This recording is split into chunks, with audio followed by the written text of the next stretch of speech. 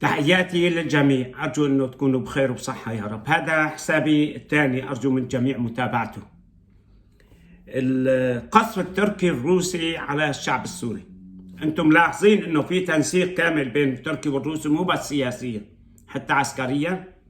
هون عم بقصفوا سوريين عم بموتوا، هون عم بقصفوا سوريين عم بموتوا. مو هيك بس، نقاط المراقبة التركية إيش عم تساوي كلها؟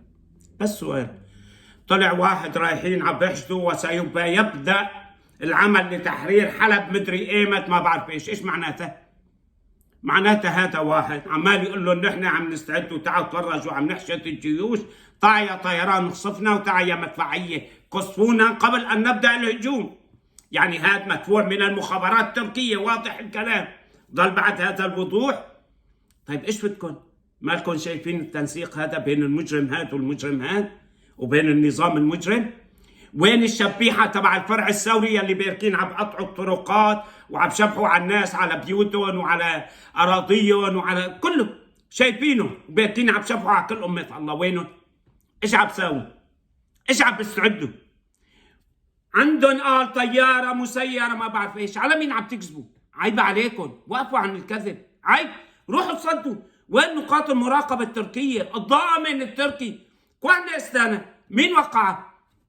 روسيا، ايران، تركيا، النظام. صح ولا كذب؟ وين الشعب السوري؟ وين الشعب السوري بهذا الاتفاق؟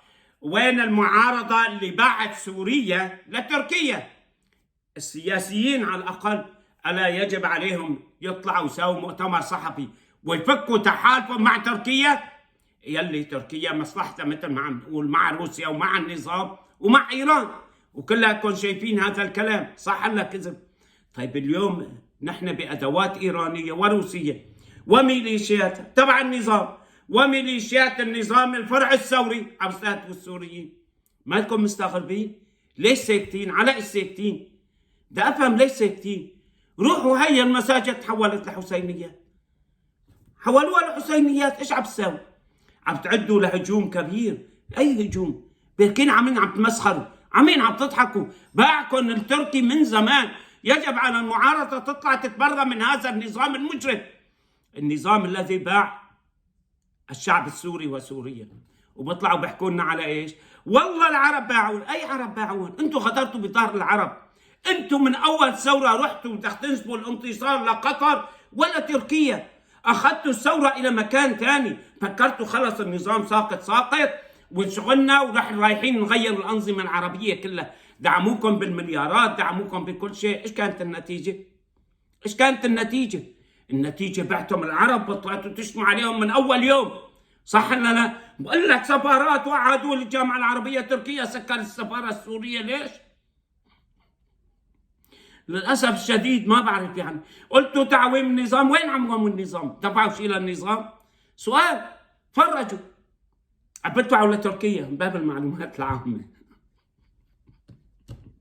حسبي الله ونعم الوكيل. الله يرحم الشهداء بس. حسبي الله ونعم الوكيل. اصحوا اصحوا اصحوا اصحوا.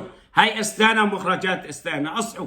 الطيران الروسي عم بقصف، ميليشيا النظام عم تقصف، طيران تركي عم بقصف، الميليشيات تبع تركيا نفس الكلام عمال تقصف وبتقتل. تحياتي للجميع، الف شكر لكم. كان معكم محمد يسر. هذا حسابي الجديد، ارجو انه تتابعوه.